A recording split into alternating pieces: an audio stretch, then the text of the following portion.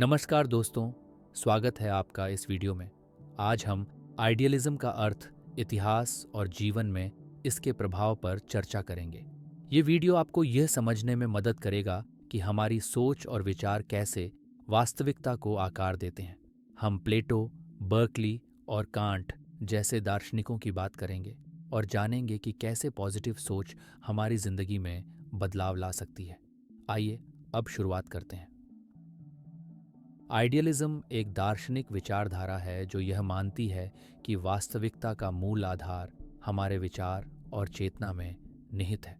यह सिद्धांत कहता है कि दुनिया जैसी हमें दिखती है वह असल में हमारी सोच और परसेप्शन पर निर्भर करती है।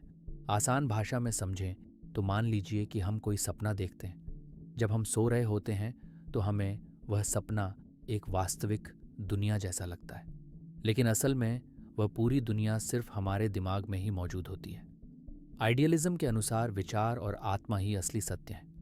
हमारी सोच और परसेप्शन ही वास्तविकता को परिभाषित करती है। ये मटीरियलिज्म से ज्यादा विचारों और चेतना को महत्वपूर्ण मानता है। आइडियलिज्म का इतिहास हजारों साल पुराना है। इसे प्राचीन ग्रीक दार्शनिकों से लेकर आधुनिक काल के विचारकों तक कई महान दार्शनिकों ने विकसित किया है। प्लेटो ने थियरी ऑफ फॉर्म्स का सिद्धांत दिया, जिसके अनुसार यह भौतिक दुनिया केवल एक शैडो है और असली वास्तविकता विचारों और रूपों की दुनिया में होती है। उदाहरण के लिए, हर कुर्सी का एक परफेक्ट फॉर्म होता है जो केवल विचारों की दुनिया में मौजूद है। जो कुर्सियां हम भौतिक रूप में देखते हैं वे केवल उस परिपूर्ण विचार की छायाएं हैं। आदि शंकराचार्य ने अद्वैत वेदांत का सिद्धांत दिया, जिसमें उन्होंने कहा कि यह संपूर्ण दुनिया केवल माया यानी इल्यूजन है और केवल आत्मा ब्राह्मण ही अंतिम सत्य है। जॉर्ज बर्कली ने कहा कि किसी भी वस्तु का अस्तित्व केवल तभी होता है जब कोई उसे देख रहा हो। अगर कोई वस्तु देखी या महसूस नहीं की जा रही तो उसका कोई वास्तविक अस्तित्व नहीं है। कांत ने कहा कि हमारी सेंसेस और माइंड ही हमारे अनुभवों को आकार देते हैं। हम दुनिया को वैसी नहीं देख सकते जैसी वह वास्तव में है, बल्कि हम उसे अपने परसेप्शन के अनुसार समझते हैं। आइडियलिज्म को मुख्य रूप से दो प्रमुख भागों में बांटा जा सकता है। पहला, विषयवादी आदर्शवाद, व्यक्तिनिष्ठ आदर्शवाद। इस विचारधारा के अनुसार वास्तविकता केवल हमारे मन में ही मौजूद होती है। यह बाहरी दुनिया की वास्तविकता को नकारता है। इसके मुख्य विचारक जॉर्ज बर्कली हैं। To be is to be perceived, यानी अस्तित्व का अर्थ है अनुभव किया जाना। अगर कोई वस्तु हमारे मन में नहीं है या हम उसे महसूस नहीं कर सकते तो वह वस्तु मौजूद ही नहीं है। उदाहरण के लिए, जब आप सपने में किसी पहाड़ पर होते हैं तब तक वह वास्तविक लगता है, जागने पर वह गायब हो जाता है। बर्कली के अनुसार वास्तविकता भी ऐसी ही है। जब तक कोई चीज देखी या अनुभव की जा रही है तभी वह अस्तित्व में होती है। दूसरा, ऑब्जेक्टिव आइडियलिज्म, वस्तुनिष्ठ आदर्शवाद।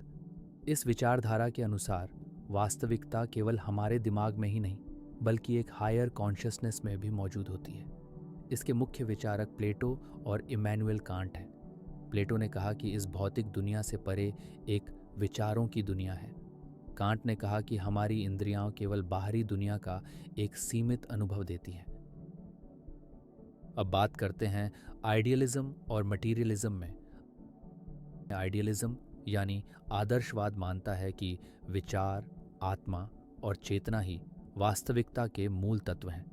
ये मानता है कि बाहरी दुनिया केवल हमारे मन की कल्पना का हिस्सा होती है। यह आध्यात्मिकता और मानसिक चेतना को अधिक महत्व देता है। प्लेटो, बर्कली और कांट जैसे दार्शनिक इस सिद्धांत के समर्थक थे। मटीरियलिज्म यानी भौतिकवाद मानता है कि केवल भौतिक वस्तुएं, मैटर और बाहरी दुनिया ही असली वास्तविकता है। ये मानता है कि विचार और चेतना भी दिमाग के रासायनिक और भौतिक प्रक्रियाओं का परिणाम है। यह विज्ञान और तर्क को प्राथमिकता देता है। कार्ल मार्क्स और डेमोक्रिटस जैसे विचारकों ने इसे बढ़ावा दिया। उदाहरण के लिए, एक वैज्ञानिक यह मानता है कि भावनाएं और विचार केवल न्यूरॉन्स और ब्रेन की क्रियाओं के कारण होते हैं, न कि किसी आत्मा या चेतना की वजह से। आइडियलिज्म हमारे दैनिक जीवन पर बहुत तरीकों से प्रभाव डालता है। पहला, शिक्षा में प्रभाव। आइडियलिज्म मानता है कि ज्ञान विचारों, तर्क और नैतिक मूल्यों के विकास से आता है।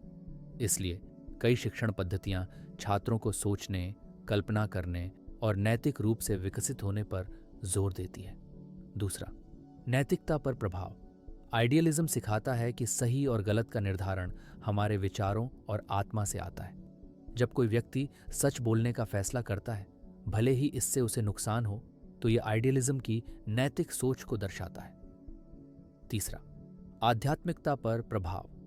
आइडियलिज्म मानता है कि सच्ची वास्तविकता बाहरी चीजों में नहीं, बल्कि हमारे मन और आत्मा के भीतर है। यही कारण है कि ध्यान, योग और आत्मचिंतन को इतना महत्व दिया जाता है। चौथा, कला और साहित्य पर प्रभाव। कलाकार और लेखक अपनी कल्पना और विचारों के माध्यम से नई वास्तविकताओं का निर्माण करते हैं। कोई कवि जब प्रेम या प्रकृति पर कविता लिखता है, तो वह अपनी आंतरिक सोच और भावनाओं को व्यक्त कर रहा होता है। अब बात करते हैं आइडियलिज्म के मनोवैज्ञानिक पहलू के बारे में। पहला, विचारों का प्रभाव यानी इम्पैक्ट ऑफ थॉट्स। आइडियलिज्म यह मानता है कि हमारी सोच ही हमारी वास्तविकता को बनाती है। अगर कोई व्यक्ति किसी स्थिति को सकारात्मक नजरिए से देखता है, तो वह कम तनाव महसूस करेगा।